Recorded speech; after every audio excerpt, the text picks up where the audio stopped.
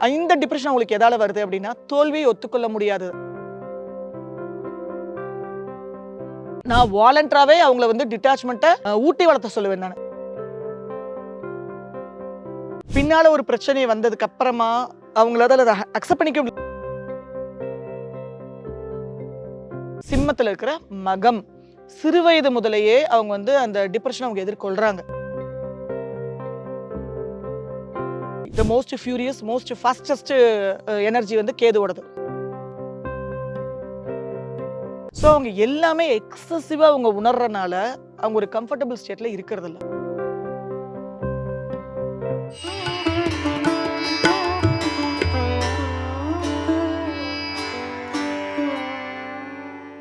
பிரணவ மந்திரம் நேயர்களுக்கு அன்பு வணக்கம். பொதுவா நம்ம எல்லாருமே வந்து எந்த ஒரு விஷயம் எடுத்தாலும் மனசோர்வாயிடுச்சு அப்படின்னா, டிப்ரஷன் அப்படிங்கிற வார்த்தைய நெறைய இடத்துல யூஸ் பண்றத நம்ம கேள்விப்பட்டிருக்கோம். அப்படி அடிக்கடி நம்ம வந்து ஒரு மைண்ட் டிப்ரஷன்ல போகக்கூடிய ஒரு ஜாதக அமைப்புன்னா என்ன? அதற்கான நட்சத்திர அமைப்புகள் என்னவா இருக்கும்னு ஒரு பிராக்டிகலா எதார்த்தமா நமக்கு சொல்றதுக்காக ஆஸ்ட்ரோ பிருந்தா மேம் நம்ம கூட இணைஞ்சிருக்காங்க. மேம் வணக்கம். வணக்கம் லதா. இன்னைக்கு நெறைய இடத்துல நீங்களே அஸ்ட்ராலஜி பார்க்கும்போது கேள்விப்பட்டிருப்பீங்க. டிப்ரஷனுக்கு போயிட்டாங்க. எது கேட்டாலும் டிப்ரஷன்ல இருக்கோம். இதுக்கு ஏஜ் கேட்டகரியே கிடையாது.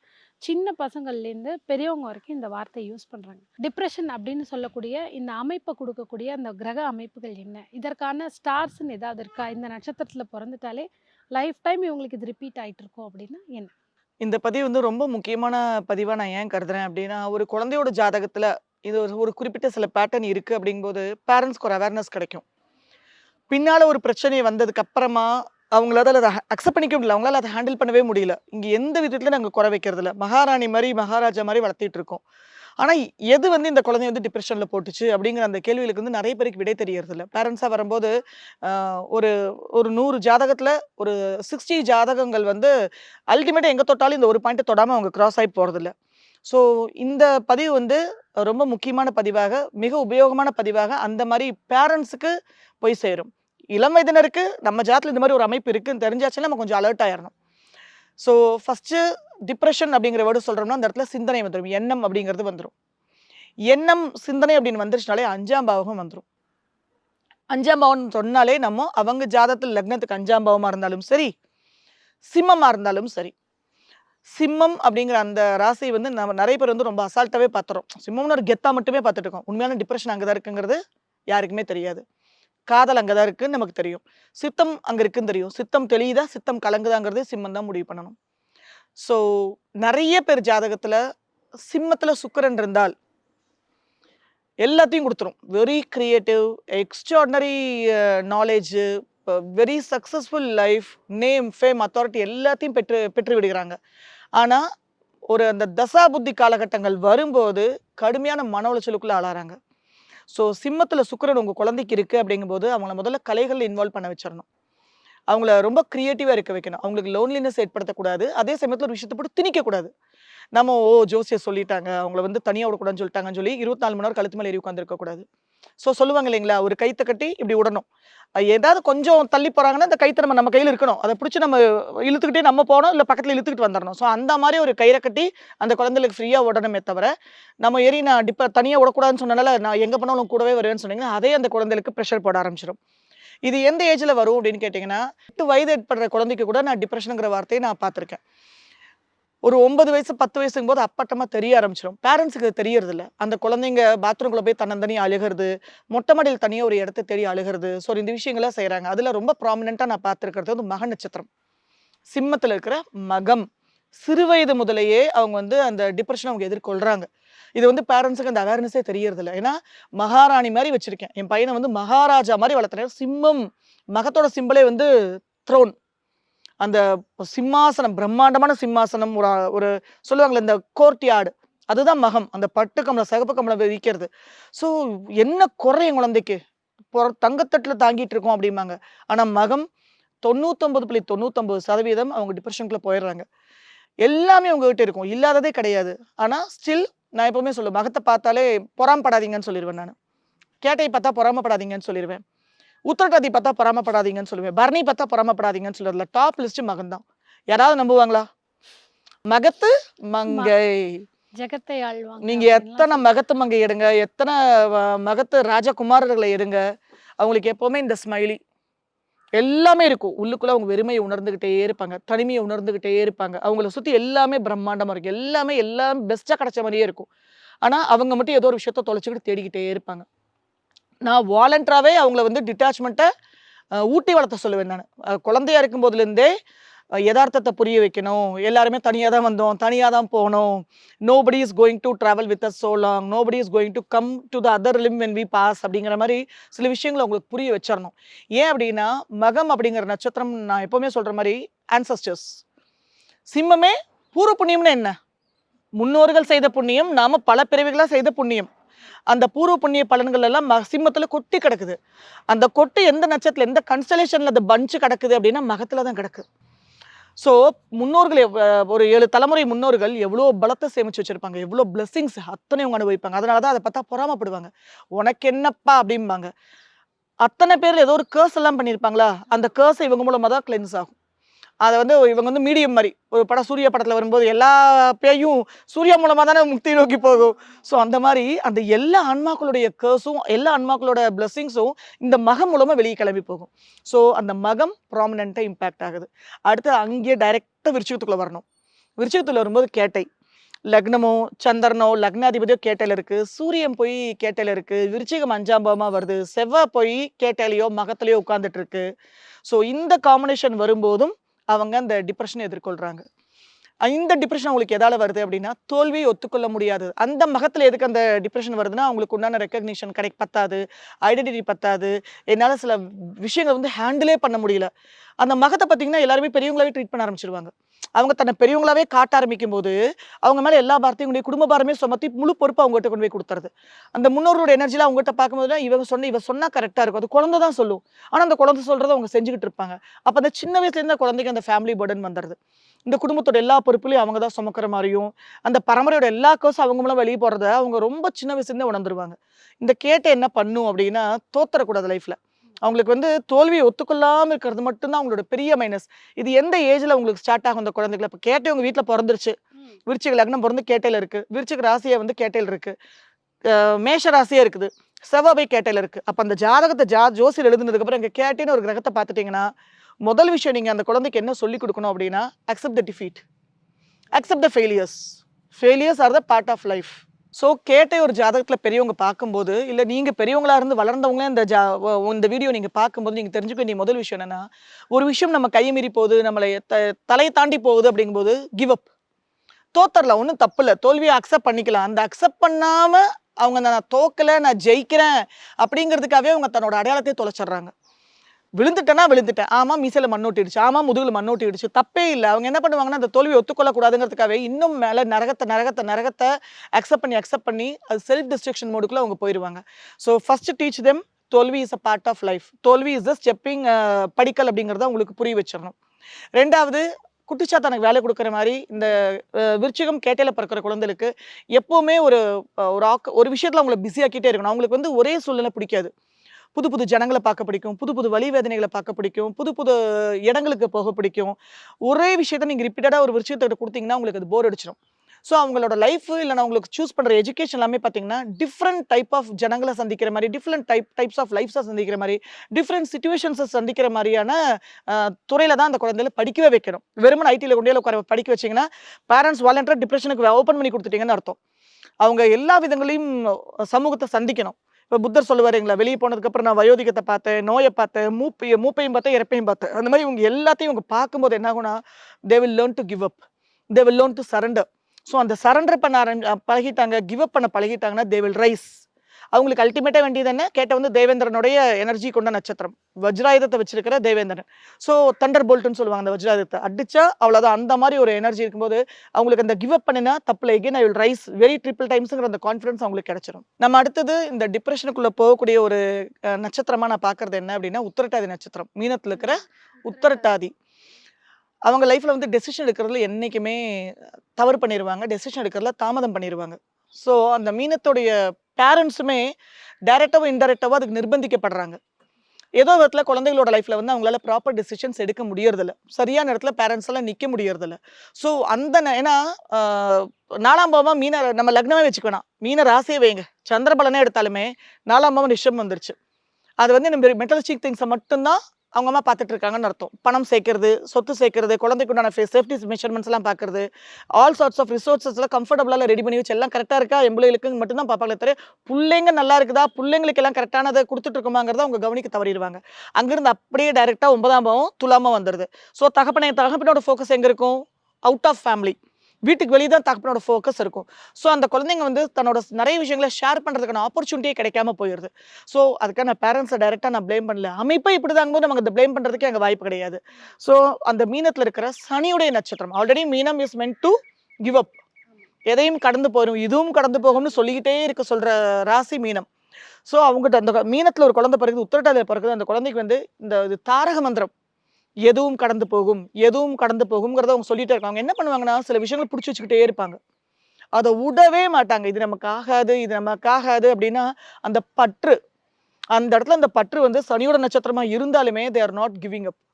ஸோ அந்த குழந்தைகளுக்கு வளரும்போதும் சரி, அத சொல்லிக்கிட்டே இருக்கணும்.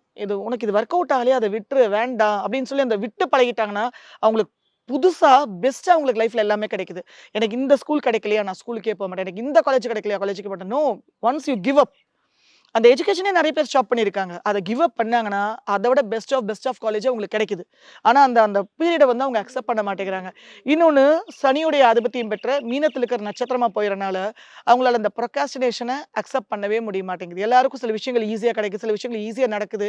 ஆனா பிறக்கும்போதே சனியோட ஆதிபத்தியத்தில பிறக்கும்போது, அந்த சனி தசைங்கிறது ரொம்ப பெரிய தசை. அந்த குழந்தையிலேருந்து வரும்போதே, அது ஒரு 8 வயசு வரைக்கும் அதோட இம்பாக்ட் தெரியாது. போடுங்க 12 வயசு வரைக்கும் அந்த இம்பாக்ட் தெரியாது. ஆனா 12க்கு அப்புறம் அது ஒரு 2 வருஷமோ, 3 வருஷமோ எவ்வளோ வருஷம் மீதம் அந்த தசை இருந்தாலும் சரி, அந்த பீரியட் அவங்களால எதிர்கொள்ளவே முடியாது. எல்லாருமே ஜாலியா இம்மெச்சூர்டா விளையாடிட்டு இருப்பாங்க. துள்ளி குதிச்சு விளையாடிட்டு இருப்பாங்க. இவங்க மட்டும் ஒரு சிந்தனையிலேயே இருப்பாங்க. ஒரு எப்ப பாரு ஒரு யோசனையிலேயே உட்கார்ந்துட்டு இருப்பாங்க. அது எத பத்தி யோசிக்கிற அந்த ஒரு குழந்தை எத பத்தி யோசிக்கும்னே தெரியாது. ஆனா அந்த குழந்தை ஒரு சீரியஸாவே இருக்கும். ஸோ அந்த மாரி ஒரு சூழ்நிலையை அந்த குழந்தைங்க கடக்கும்போது அவங்கள மீறி ஒரு டிப்ரஷனுக்குள்ள போயிடுறாங்க. ஸோ மீனத்த பெத்தெடுக்கிற பேரண்ட்ஸ் வந்து குழந்தைக்கு ஃபர்ஸ்ட் பிரையாரிட்டி குடுக்கணும். அந்த பிரையாரிட்டி அவங்க குடுக்கும்போது, அவங்களால இந்த மீனத்துல எல்லாம் அவங்களுக்கு கிரகம் இருக்கும்போது அவங்க என்ன பண்ணுவாங்கன்னா, ஐசோலேட் ஆயி தான் இந்த டிப்ரஷனுக்கு தீர்வையே தேடிக்குவாங்க. இப்போ இதுல வேற எந்த கிரகம் இருந்தாலும் சரி. எது இருந்தாலுமே சரி. இப்போ விருச்சிகத்துக்குலாம் டிப்ரஷன் வந்துச்சுன்னா, அவங்க 2 விஷயத்த தான் செய்வாங்க. அவங்கலாம் நார்மலா நீங்க எத்தன 1000 பேர் வேணாலும் எடுத்து பாருங்க. நான் எனக்கு டென்ஷன் ஆனா நான் சும்மா இருக்கேன்னு சொல்லவே மாட்டாங்க. நல்லா சாப்பிடுவாங்க, சினிமாக்கு போவாங்க, நெறைய ட்ரெஸ்ஸஸ் வாங்கிக்குவாங்க, புதுசு புதுசா செப்பல் ஆர்னமெண்ட்ஸ் வாங்குவாங்க. அவங்களோட அந்த வெறியெல்லாம் வந்து அதுல தீர்த்துக்குவாங்க. ஏன்னா காலபுருஷனுக்கு ஒரிஜினல் அஷ்டமாதிபதி. அப்ப அந்த 8ஆம் வீடு அப்படிங்கும்போதே ஒரு புது விஷயத்த வீட்டுக்குள்ள கொண்டு வந்துரும் அது. சர்ப்ளஸ் வீட்டுக்குள்ள ஏதாவது சர்ப்ளஸ் வரும். கணக்கில் அடங்காம நெறைய விஷயங்கள்ல வர ஆரம்பிக்கும்போது தே வில் பி அப்படியே பாசிஃபைடு. ஏன்னா அது வந்து தேவேந்திரனுடைய எனர்ஜி கொண்ட நட்சத்திரம். அந்த விருச்சிகம்ங்கிறது. அப்ப என்னன்னா, அந்த ஒரு போதை வேணும். உச்சபட்ச போதை வேணும். சாதாரண போதையெல்லாம் வேண்டாம். நம்ம தேவலோகத்துல யாரெல்லாம் இருக்கான்னு உங்களுக்கு தெரியும் இல்லைங்களா? ரம்பா, ரம்பா, மேனக, ஊர்வசி, ஊர்வசி. அப்சரஸு. ஸோ அங்க எல்லாருமே பயங்கரமான அமிர்தமே அங்க தானே இருக்கு. இந்திரன் குடுத்தா தான் அஸ்வினி குமார்களுக்கே அமிர்தம் கிடைக்கணும். அந்த மாரி தான் அவர் எல்லாத்தையும் எல்லா உலகில இருக்கிற சுகத்தையும், போகத்தையும் அவர் தான் வச்சிருந்தது. ஸோ அந்த தேவேந்திரனுடைய அமைப்பு இருக்கிறனால, உடனே என்ன பண்ணுவாங்கன்னா, டிப்ரஷனுக்குள்ள விருச்சிகம் போச்சுனா மட்டும் உலகத்துல இருக்கிற எல்லா சுகத்தையும் அவங்க கிட்ட கொண்டு வந்துருவாங்க. அத்தனையும் அனுபவிக்கும்போது அவங்களுக்கு அந்த டிப்ரஷன்லேருந்து அவங்க வெளிய வந்துருவாங்க. ஸோ அவங்களுக்கு சொல்ற அட்வைஸ் என்னன்னா, keep your self completely engage and keep your self very, very happy. யார் இருந்தாலும் இல்லாட்டியும் சரி. என்னோட சந்தோஷத்துக்கு எனக்கு என்னெல்லாம் என்ன சந்தோஷப்படுத்துதோ, யாரையும் தொந்தரவு பண்ணாம, என்னையும் நான் தொந்தரவு பண்ணிக்காம, என்னையும் நான் அழிச்சுக்காம, என்னெல்லாம் சுகம் ஏன்னா அந்த நபர்கள் என்ன பண்ணுவாங்கன்னா, அந்த உச்சபட்ச போதைங்கிறது ஒண்ணா ஏதாவது இந்த ஃபுட் அடிக்ஷனுக்குள்ள போவாங்க, இல்ல ட்ரக் அடிக்ஷனுக்குள்ள போயிருவாங்க, ஸ்லீப்பிங் பில்ஸ் அடிக்ஷன் போயிருவாங்க. அதெல்லாம் போனா அதர்மம்னு நெனைக்கிறவங்க என்ன பண்ணா செல்ஃப் டிஸ்ட்ரக்ஷன். ஓ! இங்க தன்ன கிழிச்சுக்கிறது, இங்க தானே சூடு வச்சுக்கிறது, இங்க குத்திக்கிறது. காயப்படுத்திக்கிறது. ஸோ அந்த அந்த வலி ஒரு போதை தானே. வலி ஒரு போதை. எனக்கு ஏதோ ஒரு விஷயத்த மறக்கணும். அப்ப நான் சந்தோஷமா இருந்து மறக்கிறேன்னா, ஒரு போதையில தெளிச்சு மறக்கிறேன்னா, இல்ல வலியில நான் மறச்சுக்கிறேனா? அப்போ 2 எக்ஸ்ட்ரீம் போவாங்க. ஸோ அந்த கேட்டைய பெத்தவங்க கொஞ்சம் கோட்ட விட்டுறாதீங்க. அதுல கொஞ்சம் கவனமா இருந்துக்கோங்க. மீனத்த பெத்தவங்க வந்து அவங்க தன்னை ஐசோலேட் பண்ணிருவாங்க. அந்த ஐசோலேஷன் அனுமதிங்க. பின்னாலேயே வேணா போங்க. ஒரு 100 மீட்டர் டிஸ்டன்ஸ்ல வந்து குழந்தைகள முன்னால விட்டு, புருஷனோ பொண்டாட்டியோ கொஞ்சம் முன்னால விட்டு, பின்னாலேயே நீங்களும் போங்க. ஒரு இடத்துல நிப்பாங்க. தனிமையிலேயே இருந்து அழுவாங்க. தனிமையிலேயே இருந்து புலம்பிக்குவாங்க. அந்த ஐசோலேஷனுக்கு உண்டான பீரியட குடுங்க. மெயினா அவங்க போறது வந்து கடல் சார்ந்த பகுதியில வசிக்கிறவங்க வந்து கடல் சார்ந்த இடங்களுக்கு போவாங்க. அதுவும் கரை பிடிக்காது அவங்களுக்கு. அந்த கரை அலைகள் பிடிக்காது. அந்த ஆழ்கடல் அமைதி பிடிக்கும். அந்த மயான அமைதி ஆக்சுவலா அந்த இடம். அந்த அமைதி மீனத்துக்கு வந்து ரொம்ப பிடிக்கும். ஸோ அந்த சலசலப்பு வந்து அவங்களுக்காக சலசலப்பாகாது. ஸோ அந்த மாரி இடங்களுக்கு அவங்க போனாங்கன்னா, அவங்க இன்னும் அமைதியாயிருவாங்க. ஸோ அவங்கள பிரயாணம் பண்ண வைக்கிறது அந்த மாரி காலகட்டங்கள்ல குழந்தைகள எங்கேயாவது லாங் டிஸ்டன்ஸ் கூட்டிட்டு போறது, நீர்நிலைகள் தழும்பாத நீர்நிலைகள் இருக்கிற இடத்துல அவங்கள கூட்டிட்டு போறது. ஸோ அந்த மாரி இடங்களுக்கு போம்போது அவங்களால இந்த டிப்ரஷன ஓவர் கம் பண்ணி வந்துர முடியும். இது நம்பவே மாட்டாங்க நெறைய பேரு. "பரணிக்கு டிப்ரஷன் உண்டா?" அப்படிம்பாங்க. பரணிக்கும் டிப்ரஷன் உண்டு. ஸோ பரணியில் பிறந்தால் தரணியை தரணி ஆழ்வார்ன்னு ஆளலாம். சொல்லுவோமா? நெறைய செல்வம் இருக்கும். சுக்கிரனுடைய நட்சத்திரம்னு இப்படி நெறைய விஷயம் இருக்கே அதுல பரணிக்குள்ள. மேஷத்துல உட்காந்துருச்சே. மேஷம் வந்து எப்பவுமே ஒரு டார்கெட் வச்சுக்கிட்டே இருக்கும். மேஷம் வந்து சொல்றதுக்கு முன்னால செயல்படும். யோசிக்கிறதுக்கு முன்னால உள்ள விஷயத்த இறங்கிரும். உள்ள போயிரும். அங்க இருக்கிற அந்த சாஃப்ட்டான ஒரு எனர்ஜி வந்து சுக்கிரனோடது. ஸோ மேல பார்த்தீங்கன்னா, கேதுவோட எனர்ஜி. The most furious, most fastest energy வந்து கேதுவோடது. ஹாட்டஸ்ட். கீழ பார்த்தீங்கன்னா, அப்படியே சூரியனோடது. கிருத்திகை நட்சத்திரம். அந்த 2 உஷ்ணமான இந்த நட்சத்திரத்துக்கு நடுவுல அந்த சாதுவான அந்த சுக்கிரன், அங்க ரொம்ப சாஃப்ட்டான ஒரு எனர்ஜி வந்து மோஸ்ட் ஃபியூரியஸ் ஹாட்டஸ்ட்க்கு நடுவுல இந்த ஒரு கூல் ஹார்மனி அப்படின்னு நினைக்கிற அந்த சுக்கிரன் ஆல்ரெடி அந்த இடத்துல கொஞ்சம் டிஸ்டர்ப்டு. ஸோ அந்த இடத்துல ஆல்ரெடி நமக்கு இது தெரியும். அந்த இடத்துல சனி வந்து நீச்சமடையிற ஒரு அ அமைப்பு. ஸோ அவங்களுக்கு சின்னதுலேருந்தே அந்த ப்ரொஃபஷன பத்தின ஒரு வரி வந்துரும். ப்ரொஃபஷன பத்தின ஒரு பயம் வந்துரும். இன்னொன்னு பரணி வந்து நெறைய கம்யூனிகேஷன்ல அவங்க எரர் பண்றாங்க. யாருகிட்ட எந்த விஷயத்த எந்த நேரத்துல எந்த மாடுலேஷன் சொல்லணுமோ, அத சொல்லாம, எந்த நேரத்துல எந்த நபர்கிட்ட எந்த மாடுலேஷன் எந்த விஷயத்த சொல்லக்கூடாதோ, அந்த நேரத்துல அந்த நபர்கிட்ட அந்த மாடுலேஷன் அந்த விஷயத்த சொல்லிருவாங்க. ஸோ அந்த ப்ராப்பரான கம்யூனிகேஷன அவங்க செலுத்த மாட்டாங்க. அது மூலமா டே டு டே லைஃப்ல நெறைய சங்கடங்களையும், அசிங்கங்களையும் எதிர்கொள்வாங்க. நீங்க பரணி யாராவது கொஞ்ச நேரம் பேசுறாங்க, "நீ பேசுனதுல எதுவுமே எனக்கு சம்மந்தம் இல்லையே!" அப்படிங்கிற மாரி தான் கூட இருக்கிறவங்க ஃபீல் பண்ணுவாங்க. "எனக்கு சம்மந்தப்பட்டது என்ட்ட பேசு. நீ யாராரோ சம்மந்தப்பட்டதுல என்ட்ட ஏன் வந்து சொல்லிட்டு இருக்க?" அப்படின்னு. இவங்க என்ன பண்ணுவாங்கன்னா, அவங்ககிட்ட போய் சொல்லாம, அந்த விஷயத்துல வந்து இன்னொரு நபர்கிட்ட சொல்லிட்டு இருப்பாங்க. தனக்குள்ள என்ன இருக்கோ உண்மையான விஷயத்த சொல்லாம, அந்த உண்மைய மறைக்கிறதுக்கு, அந்த இன்ஃபினிட்டி காம்ப்ளெக்ஸ மறைக்கிறதுக்கு இல்லாததெல்லாம் கொண்டு வந்து எக்ஸ்ட்ரா ஆட் பண்ணிட்டு, தன்னை வந்து ஒரு பெரிய ஆளா காட்டிக்க வேண்டிய நிர்பந்தத்துக்குள்ள அந்த சுக்கிரன் வந்து தள்ளப்படுது. ம், ம். எல்லா கம்ஃபர்ட்டும் உங்களுக்கு லைஃப்ல கிராஜுவலா இம்ப்ரூவ் ஆயிட்டே இருக்கும். அதுல எந்த மாற்று கருத்தும் இல்ல. ஆனா அந்த மேலயும் கீழயும் இருக்க அந்த ஒரு எக்ஸ்ட்ரீம் அந்த பிரஷர், அந்த அஸ்வினி போடுற அந்த எனர்ஜி, அஸ்வினியோட கான்ஸ்டலேஷனோட பிரஷர், கிருத்திகோட சம்மந்தம் இல்லாம பரணி வந்து விக்டிம் ஆயிருக்கும். இந்த சுக்கிரனோட அந்த எமோஷன்ஸ் வந்து ஹேண்டில் பண்ணவே முடியாம போயிருது. அந்த இடத்துல பின்னியும் சூரியன் ரொம்ப உச்சம். அவங்க என்ன பண்ணுவாங்க, இது எல்லாத்தையுமே மறைக்கிறதுக்காகவே ஒரு கமாண்டிங் பெர்சனா மாறிடுறாங்க. நீங்க பரணி எல்லாம் கோவப்படுச்சுன்னு பார்த்தீங்கன்னா, இப்ப நம்ம நார்மலா நம்ம ஒரு பிரச்சனைன்னு சொன்னா, ஓகே நான் கிளம்புறேன்னு போவோமா, சேர உதைச்சு உருட்டி எடுத்துட்டு எந்திரிச்சு போவாங்க. டேபிள வந்து இப்படி தள்ளி விட்டுட்டு, டேபிள செதற விட்டுட்டு எந்திரிச்சு போவாங்க. அந்த அந்த ஈகோ. அந்த அந்த ஈகோ வந்து அந்த இடத்துல உங்களுக்கு வெளிப்படும். ஸோ ஒரு பக்கம் சனி அங்க நீச்சமடையிற இடம்ங்கிறனால, அவங்களால சில விஷயங்கள வந்து டப டப டபன்னு செய்ய முடியறதில்ல. அவங்களோட ஃப்ரீ மூவ்மெண்ட் அந்த இடத்துல லாக் ஆகுது. 2வது இந்த ஈகோ அந்த இடத்துல தடுக்கும். எப்பவுமே செல்ஃப் ரெஸ்பெக்ட் அவங்களுக்கு அந்த இடத்துல குறையிற ஒரு ஃபீல் வரும்போது என்ன ஆகும்னா, அத வெளிப்படுத்துறதுக்காக எக்ஸ்ட்ரீமா அவங்க ரியாக்ட் பண்ண ஆரம்பிப்பாங்க. ஸோ இந்த ரியாக்ஷனும் அந்த சாட்டர்ன் குடுக்குற அந்த சாட்டர்ன் நீச்சமடைற அந்த பிரஷரும் தான் பரணிக்கு ஒரே ஃப்ரஸ்ட்ரேஷன். ஆனாலும் நம்ம பார்த்த மாரி மகத்துக்கும், கேட்டைக்கும், உத்திரட்டாதிக்கும் உண்டான அந்த பிரஷர் இருக்காது.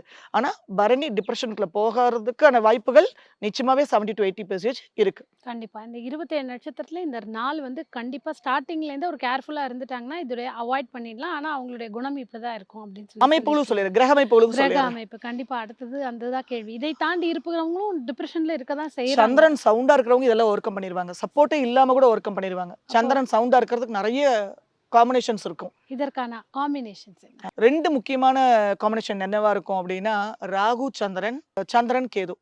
ஸோ சந்திரன், ராகு இருக்கும். சந்திரன், கேது வரும்போது, அ அதுவும் ஒரு ஆடிங் ஃபியூவல். ஏன் அப்டின்னா, ராகு வந்து ஜூம் லென்ஸ் கையில குடுத்த மாரி. கையில எப்பவுமே ஒரு பூத கண்ணாடி. அதுவும் எப்படின்னா மேக்னிஃபைடு பூத கண்ணாடி குடுத்து எப்படி இருக்கும்? நம்ம சில அ எக்ஸிபிஷன்லாம் போம்போது பார்த்துருப்போம். அந்த கண்ணாடி வந்து நம்மள பயங்கர குண்டா, ஸ்டவுட்டா காட்டும். சில கண்ணாடி வந்து நம்மள குட்டையா காட்டும். அப்ப எதையுமே உண்மையாலுமே எதையும் கண்ல காட்டாது. எல்லாமே பொய்யான இல்லூஷன்ஸ தான் காட்டும். ஸோ அந்த மாரி ஒரு கண்ணாடி தான் ராகு, சந்திரன். எல்லாமே பூதாகரமா காட்டுற ஒரு கண்ணாடி. ஸோ அப்ப என்ன பண்ணுவாங்கன்னா, அவங்க சின்னதுலேருந்து அந்த குழந்தைங்க ஒரு விஷயத்த பார்க்குறாங்க. அத பூதாகரமா எக்ஸாஜரேட் பண்ணி உணருவாங்க, பார்ப்பாங்க. ஒரு விஷயத்த கேட்குறாங்க. அப்நார்மலா அத கேட்பாங்க. ஒரு விஷயத்த ஃபீல் பண்றாங்க. அப்நார்மலா அவங்க அத ஃபீல் பண்ணுவாங்க. ஸோ அவங்க எல்லாமே எக்ஸசிவா அவங்க உணர்றனால, அவங்க ஒரு கம்ஃபர்டபிள் ஸ்டேட்ல இருக்கறதில்ல. இந்த ராகு, சந்திரன் சேர்க்கை இருக்கிறவங்கலாம் தான் பார்த்தீங்கன்னா, பில்லி சூனியாவளுக்கெல்லாம் பயப்படுவாங்க. அது தனியா ஒரு ஒரு வீடியோவே நம்ம பேச வேண்டியிருக்கும். யாரெல்லாம் இந்த பில்லி சூனியம், அமுக்கான பத்திலாம் பயப்படுவாங்கன்னு. ஸோ இந்த மாரி ஆட்கள் வந்து எல்லாமே ரொம்ப ஜாஸ்தி ஃபீல் பண்றனால, சாதாரணமா ஒரு விஷயத்த கூட கண்ணு, காது, மூக்கெல்லாம் ஒட்ட வச்சுக்கிட்டு ஜாஸ்தி ஃபீல் பண்றது. ஸோ இந்த நபர்கள் இது வந்து லைஃப் டைம் டிப்ரஷன் அப்படிங்கிறத விட, லைஃப் டைம் அன்னோன் ஃபியர்ன்னு சொல்லலாம். வாழ்நாள் முழுக்க ஏதோ ஒரு அன்னோன் ஃபியர் இருந்துகிட்டே இருக்கும். இந்த அன்னோன் ஃபியருக்கு மலர் தீர்வு நான் கையோட சொல்லிர்றேன். பேட்ச் ஃப்ளோ டிராப்ஸ் வந்து இந்த அன்னோன் ஃபியர்னு யாரோ ஒருத்தர் சொல்றாங்க, என்னன்னே தெரியல. ஆனா எனக்கு எப்பவுமே ஏதோ ஒரு பயம் இருந்துகிட்டே இருக்கும். அப்படின்னா ஆஸ்பென், ASPEN, ஆஸ்பென். எது வேணாலும் எனக்கு டிவைன் அனுகூலம் வேணும்ல, இறைவனோட டிவைன் கிரேஸ் வேணும்ல. Sweet chestnut rescue remedy. இந்த நம்ம யாருக்கெல்லாம் இந்த டிப்ரெஷன் ஆங்ஸைட்டி பற்றிலாம் பேசணுமோ, இந்த சந்திரன் கேது, சந்திரன் ராகு காம்பினேஷன், இந்த செவ்வாய் ராகு காம்பினேஷனு, விருச்சிகம், மேஷத்தை கூட விட்டுருவோம், விருச்சிகம் இருக்கு, சிம்மம் ஒரு வீட்டில் இருக்குனாலாம் ரெஸ்கியூ ரெமெடி மேண்டட்டரி. அந்த வீட்டில் பேட்ச் ஃப்ளவர்ஸில் ஒரிஜினல் ட்ராப்ஸ் வாங்கி வச்சுக்கிட்டாங்கன்னா, எப்பெல்லாம் மூடி அங்கே இம்பேலன்ஸ் ஆகுதோ உடனே 2 ட்ராப்ஸை புட்டு வாயில் ஊற்றிடணும். இப்போ ஒரு காட்டம்ளர் தண்ணியில் கலந்து கொடுத்துடணும், ஆறுன பாலில் கொடுத்துடலாம், ஜூஸில் கொடுத்துடலாம், மோரில் கொடுத்துடலாம். அந்த மென்டல் ஸ்டேட்லேருந்து அவங்க வெளியே வர வரைக்கும் அவங்க அதை தாராளமாக அந்த குழந்தைகளுக்கு மிக்ஸ் பண்ணி கொடுத்துடலாம். குளிக்கிற தண்ணியில் 2 சொட்டு விட்டுறலாம். So batch flower is energy. எந்த ஃபார்மில் கொடுத்தாலும் அது வேலை பண்ணும். பர் டே 1 டோஸா இல்லை 3 டைம்ஸா எந்த மாதிரி? இனிஷியலாக ஒரு டோஸே போதுமானது. இந்த ஹோமியோபதி போல தான் பேட்ச் எல்லாம் சிங்கிள் டோஸில் ரியாக்ட் பண்ணும். ஆனால் அந்த அவங்களோட அந்த எமோஷனல் ஸ்டேட் எவ்வளோ, ஏன்னா சந்திரனுக்கு நம்ம ப்ரெடிக்ஷன்ஸே கொடுப்போம். நீங்கள் தசை பற்றிலாம் பேச சொல்லுங்க, எதை பற்றி வேணாலும் பேசுவேன். சந்திர தசை பற்றி பேச முடியாது. மனம் ஒரு குரங்கு. சந்திரன் வந்து ஃபாஸ்டஸ்ட் மூவிங் பிளானட். எப்போ எந்த கிரகத்தோட ஃபார்ம் எடுத்துட்டு அது வேலை பண்ணுனே தெரியாது. திடீர்னு சனியா மாதிரி ரியாக்ட் பண்ணிட்டு இருப்பான். சனிக்கு உண்டான பரிகாரம் பண்ணிட்டு இருக்கும்போது திடீர்னு சூரியனா மாறிடும், திடீர்னு சந்திரனாவே மாறிடும், திடீர்னு செவ்வாயோட வேலையை பண்ணிட்டு இருக்கோம். ஸோ ஒவ்வொரு நாளும் எந்தெந்த ராசி கிடக்குதோ அந்த 2.5 நாளைக்கும் சந்திரன் புத்தி மாறிக்கிட்டே இருக்கும். ஸோ சந்திரதசை ப்ரெடிக்ஷன் இருக்கிறது வந்து ரொம்ப பெரிய டாஸ்க். அப்போ நம்ம அந்த எமோஷன் எப்பெல்லாம் இம்பேலன்ஸ் ஆகுதோ அந்த இம்பேலன்ஸ் ஆகிறதுக்கு உண்டான குறிப்பிட்ட மலரை மட்டும் அவங்களுக்கு போட்டு ஆஃப் பண்ணாலே போதுமானது. வேற மூடு மாதிரி தான் வேற ட்ராப். ஸோ வேற வழி இல்லை. சந்திரன் ராகு சேர்க்க, சந்திரன் கேது சேர்க்க இருக்க, விருச்சிகம் இருக்க, சிம்மம் இருக்க, மீனம் இருக்க, இது வந்து அன்அவாய்டபிள். இதை வீட்டில் வாங்கி பெசாம வச்சுக்க வேண்டியதுதான். ஏன்னா பெரிய பெரிய லட்சம் கோடியெல்லாம் செலவு பண்ண வேண்டியதில்லை. எப்பெல்லாம் தேவையோ அப்பெல்லாம். ஏன்னா இதில் no side effects, no addictions. அடுத்தது சந்திரன் கேது. சந்திரன் வந்து மோஸ்ட் டிசைரஸ் தானே சொல்லுவாங்க. நான் ஆங்கிலத்தில் அந்த அளவுக்கு புலமை இல்லை, ஏதோ பேச்சு வழக்கில் வருது அவ்வளோதான். Desires planet, lusty planet. எல்லாத்தையும் அனுபவிச்சோம், எல்லாத்தையும் ஆண்டறணும். ஸோ நான் சொல்லுவேன், சந்திரன் தான் முக்கியமான கல்பிரிட்.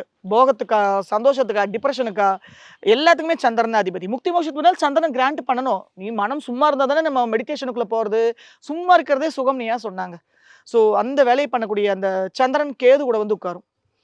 சந்திரன் வந்து எல்லாத்தையும் அனுபவிச்சிடலாம், எல்லாத்தையும் ஆண்டலாம்னு சொல்லி அது கோட்டை கட்டிக்கிட்டே இருக்கும். கேது என்ன பண்ணும், இது வேண்டாம் விட்டுரு, அது வேண்டாம் விட்டுரு, இதெல்லாம் நம்ம ஆல்ரெடி அனுபவிச்சாச்சு.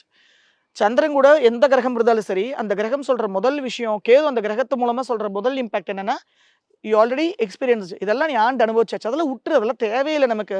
சனி கூட கேது இருந்துச்சுன்னா தொழில நீ ஆல்ரெடி உச்சத்தை பண்ண சின்னத்தை தொட்டாச்சு. கேது நட்சத்திரத்துல சனி இருந்தாலும் இதே பதிவு தான். உச்சத்தையே தொட்டுட்ட, திருப்பி அது பின்னால போய் நின்றுகிட்டே இருக்காத. ஆனா அவங்க அதை பத்தியே தான் யோசிச்சுக்கிட்டே இருப்பாங்க. அதுதான் அவங்க லைஃப்ல பாதர் பண்ணிக்கிட்டே இருக்கும். கேது கூட ஒரு கிரகம் இருந்தா, கேது நட்சத்திரத்துல ஒரு கிரகம் இருந்தா அவங்க அதை பாதர் பண்ணிக்கிட்டே இருப்பாங்க. நீ அந்த இடத்துல பாதரே பண்ணாதன்னு சொல்லும் கேது. அப்ப சந்திரனை போய் கேது கூட உட்கார்ந்தா யோசிச்சு பாருங்க. இவங்க எல்லாமே அடையணும், உடனே நடக்கணும், உடனே கிடைக்கணும், உடனே வேணும். சந்திரன் வந்து உடனே உடனே உடனேங்கிறது. கேது நீ இப்படிவாத முடிச்சு உனக்கு தரவே மாட்டேன். இது வந்து இந்த காம்பினேஷனா இருந்தாலும் சரி, இல்ல இந்த நட்சத்திரத்துல, அதாவது சந்திரன் நட்சத்திரத்துல கேது இருந்தாலும், கேது நட்சத்திரத்துல சந்திரன் உட்கார்ந்தாலும் இதே பலன். சந்திரன் கேது நட்சத்திரத்துல உட்காரும்போது ரொம்ப இம்பாக்ட் ஜாஸ்தி. சந்திரன் கேதுவும் சேர்ந்து இருக்கும் போதும், சந்திரன் கேதுவோட அஸ்வினி மகமூலத்துல உட்காரும்போது இம்பாக்ட் ஜாஸ்தி. அஸ்வினி வந்து ஃபயரு.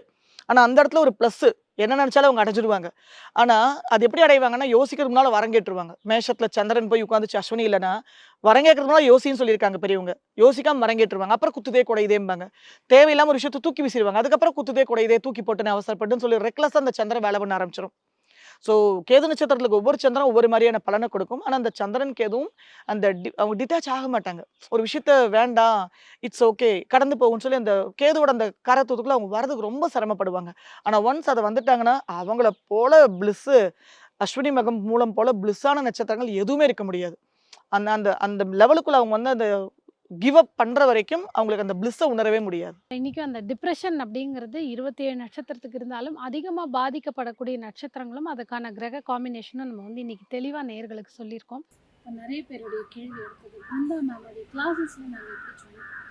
ஆல்ரெடி ஒரு கிளாஸ் பேட்ச் வந்து இப்போ தான் ஃபர்ஸ்ட் பேட்ச் போயிட்டு இருக்கு. 2016 ஆரம்பிச்சதுக்கப்புறம் எனக்கு அதுக்கப்புறம் வகுப்பெடுக்கிறதுக்கான வாய்ப்பு, இந்த நேர அவகாசமே கிடைக்கல. ஸோ பேட்சஸ் வரையா பிரிக்கிறேன். ஃபர்ஸ்ட் கிரகங்களை பற்றி தெரிஞ்சுக்கிறது ஒரு செஷனும், அப்புறம் ராசிகளை பற்றி தெரிஞ்சுக்கிறது, அப்புறம் பாவகங்களை பற்றி தெரிஞ்சுக்கிறது, அப்புறம் நட்சத்திரங்களை பற்றி தெரிஞ்சுக்கிறது, அப்புறம் தசா புத்தி, அதுக்கப்புறம் நாடி, அதுக்கப்புறம் டிவிஷுவல் சார்ட்ஸ், வர்க்க சக்கரம். ஸோ ஒரு சீரீஸ் மாதிரி தான் போயிட்டு இருக்கு. எனி டைம் தாராளமாக அட்மிஷன் போட்டுக்கலாம். ஒரு பேட்ச் முடிஞ்சா கண்டிப்பாக இன்னொரு பேட்ச் வரப்போகுது. ஆன்லைன் கிளாஸஸ் எந்த ஊர்ல எந்த கண்டத்துல இருந்தாலுமே அவங்க இடத்துல இருந்து அட்டென்ட் பண்ணிக்கலாம். இருக்கவங்க கிளாஸஸில் ஜாயின் பண்ணணும்னு நினைக்கிறவங்களும் சரி, கன்சல்டேஷன் எடுத்துக்கணும்னு நினைக்கிறவங்களும் ஸ்க்ரீன்லேயும் டிஸ்கிரிப்ஷன்லேயும் மேமுடைய நம்பர் கொடுக்கப்பட்டிருக்கும். அதுக்கு கால் பண்ணிங்கன்னா பாக்கி எல்லா டீட்டெயில்ஸும் உங்களுக்கு கன்சல்டேஷனாக இல்லை கிளாஸில் ஜாயின் பண்ணுமாங்கிற விவரங்களுக்கான பதில்கள் கொடுக்கப்படும். எல்லாருக்குமே அவங்க ஃபேமிலியுடைய விஷயத்தை மாற்றணும்னாலும் சரி, அஸ்ட்ராலஜியை நானும் வந்து ஒரு தொழிலாக எடுத்து பண்ணணும் அப்படின்னாலும் சரி, அரிய வாய்ப்பு தவற விடாதீர்கள். தொடர்ந்து அடுத்தடுத்த பதிவுலையும் இன்னும் நிறைய இதே மாதிரி நல்ல விஷயங்கள் தரலாம். நன்றி.